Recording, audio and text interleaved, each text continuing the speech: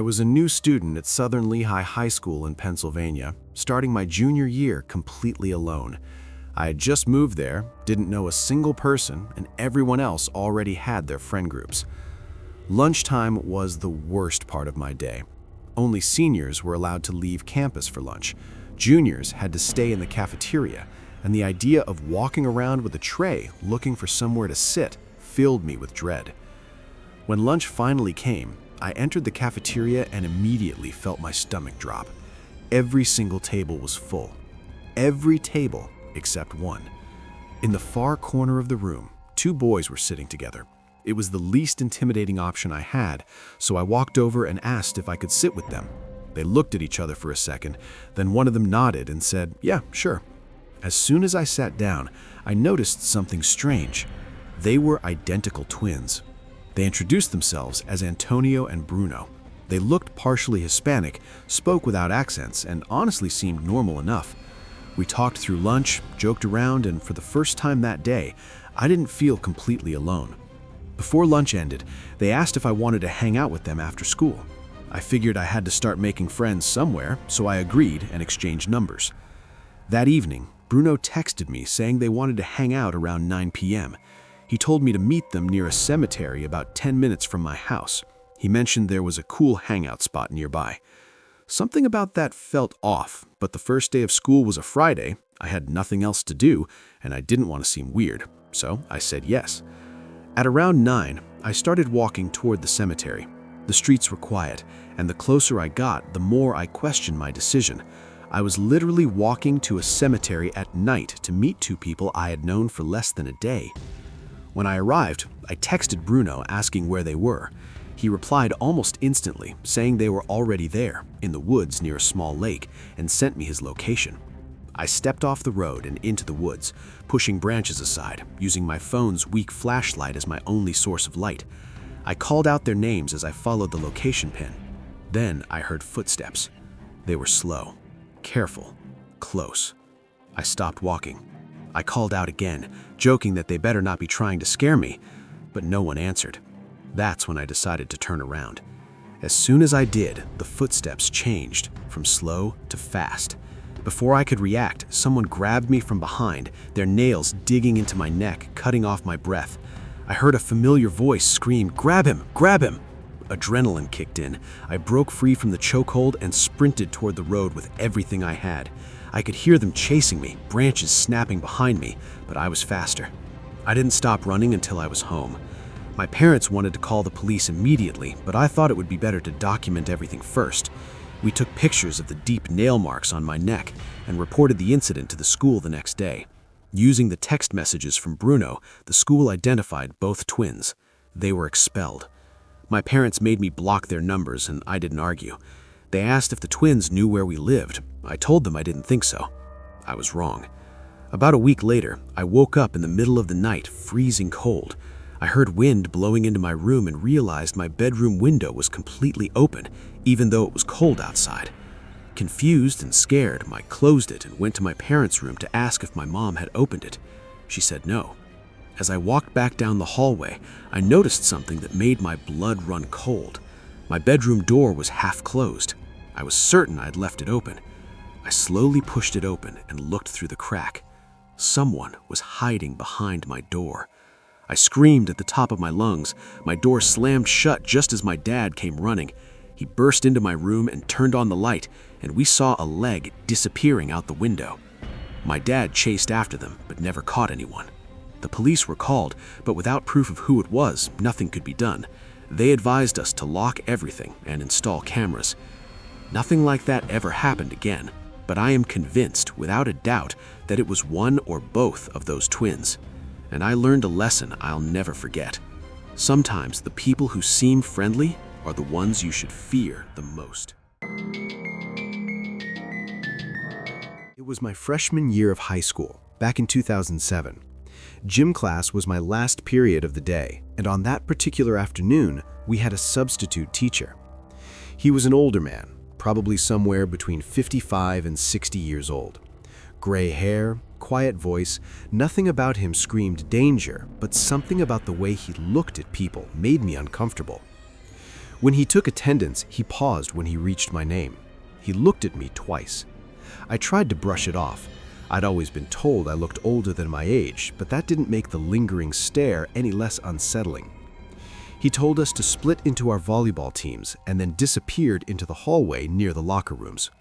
The rest of the class went by quickly. Before I knew it, the bell rang and it was time to change and go home. I went into the girls' locker room and walked over to my locker, but it wouldn't open. I tried my combination again, and again, and again. Nothing. Annoyed and already worried about missing my bus, I went to find the substitute and told him my locker wouldn't open. He told me to wait while he got the locker combinations list. A few minutes later, he came back holding a book opened to a specific page. Then, without asking, he followed me into the girls' locker room. That alone made me uneasy. The locker room was almost empty. Only one other girl was finishing up on the far side. The substitute walked over to my locker and tried the combination written in the book. It didn't work. Each time it failed, he laughed, and each time he looked at me while doing it. I forced myself to laugh too, not wanting to be rude, even though my stomach was tightening with discomfort. Then he placed his hand on my shoulder. "We'll figure this out," he said casually. He tried the combination again, his hand still on my shoulder. When it didn't open, I felt his hand slowly slide from my shoulder down my back. I immediately stepped away and grabbed my bag, saying I was late for my bus. He tried the combination one more time. This time, the locker opened. He smiled and walked away. I waited until I heard the locker room door close before quickly changing. I just wanted to get out of there. That's when the lights went out. The entire locker room went pitch black. My heart started pounding. I finished pulling on my clothes in the darkness, shoved everything into my locker, and grabbed my backpack. I headed toward the back exit that led outside, terrified he might be waiting for me near the main door. As I reached the end of the aisle, I instinctively glanced to my right. There was a narrow window near the ceiling, letting in a faint strip of light. And in that light, I saw him. The substitute teacher was peeking around the corner of the lockers, watching me. I didn't hesitate. I ran. I burst through the exit door straight into the rain and didn't stop running until I was far off school property. I walked the rest of the way home, soaking wet, my mind racing. That's when it hit me. My locker combination hadn't stopped working by accident. He had changed it just to get me alone, just to bring me into the locker room with him. I never told anyone what happened, not my parents, not my friends. I was embarrassed, scared, and honestly, I just wanted to forget it ever happened.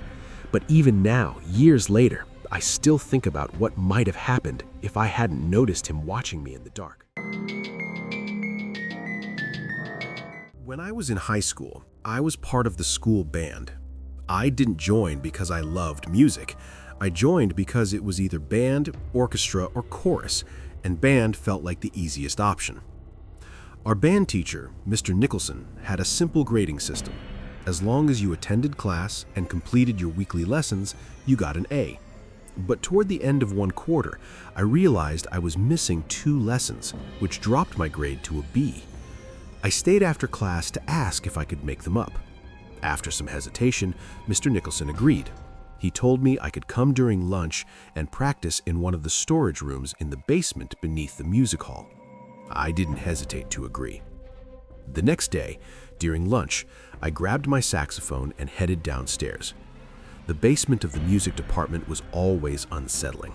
Almost no one went down there except music teachers, and the lighting was terrible. Dim, flickering, and uneven. The hallway was narrow, with small storage rooms on both sides. Each room was barely 7 by 7 feet, used to store music stands, chairs, spare instruments, and old decorations. I stepped into one of the rooms and shut the door behind me. I set my sheet music on a stand, just in case Mr. Nicholson came to check on me. But honestly, I didn't plan on practicing. I sat down and started playing games on my phone. Then, suddenly, the lights went out. Not dimmed, not flickered. Gone. Complete darkness. My phone screen was the only light. I stood up and instinctively flipped the light switch up and down, but nothing happened. My heart started pounding. I opened the door and stepped into the hallway, holding my phone out in front of me. That weak glow was barely enough to see. At the far end of the hall, I noticed one of the storage room doors was open. From inside it, I heard something being dragged, like a large plastic container scraping across the floor. Then came the breathing. Heavy, erratic, almost animal-like. I watched as a large plastic bin slowly slid out of the room and into the hallway.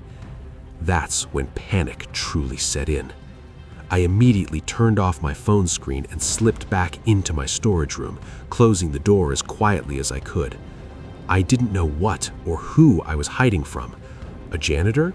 A staff member? But something felt wrong. The lights had gone out right before the noises started, and whoever it was, they were blocking the stairs. I had no reception down there, no way to call for help. I stood in complete darkness, barely breathing, waiting for the lights to come back on. They didn't. After what felt like forever, I decided I had to try getting upstairs. I slowly opened the door and stepped back into the hallway, inching toward the stairs with my phone barely lighting the way. Then I heard movement again. I panicked and ducked into the nearest open storage room, shutting the door behind me. I stood there, in the dark, listening. And then I felt it. That sensation you get when someone is standing near you, even when you can't see or hear them. My heart started racing. With shaking hands, I pressed the home button on my phone for just half a second. That was enough. Someone was standing in the corner of the room, less than 3 feet away from me. I turned my phone screen off immediately, pretending I hadn't seen anything. But it was too late. A hand patted my shoulder twice. Then it started squeezing. I lunged for the doorknob, struggling to find it in the dark. When I finally pulled the door open, the man tried to shove it shut, but I was already out. I ran, up the stairs, out into the lit music hall, straight to Mr. Nicholson. Out of breath and shaking, I told him everything. He called security immediately. They searched the basement, but when they came back, they said no one was down there, just some equipment moved around. The rest of the period was canceled.